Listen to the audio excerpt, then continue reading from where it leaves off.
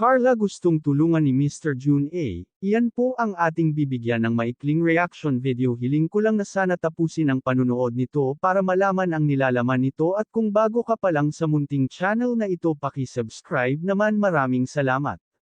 At huwag natin kalimutan suportahan ang ama ng Kalingap na si Val Santos Matubang at si Kalingap Rab. Isang mapagpalang araw sa inyong lahat mga Kalingap. Maraming viewers ang nagsasabi na sana ay magkaroon si Carla ng sponsor na ala June A. Simula kasi nang binawi ni Mr. June A ang pera ay hindi na ito nagparamdam sa mga team Kalingap na dati naman kahit si Dara ay nabibigyan din ni Mr. June A ng tulong.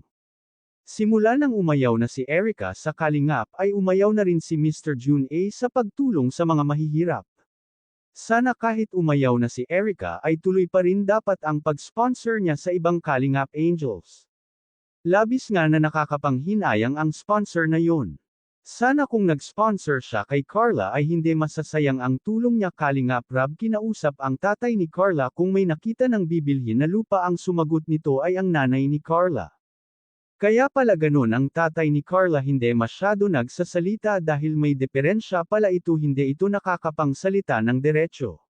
Sinabi ni Kalingap Rab na ngayon pa lang ay pinag-iipunan na daw niya ang bibiling lupa kay Carla. Sponsor ni Carla nagbigay na naman ng higaan ni Carla na foam. Laging itong sponsor na ito ang laging nagbibigay kay Dara sa simula pa lang.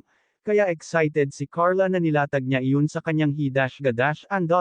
Nagbigay pa ito ng cash. Hanggang dito na lang ang update ko mga Kalingap. Maraming salamat at God bless sa inyong lahat.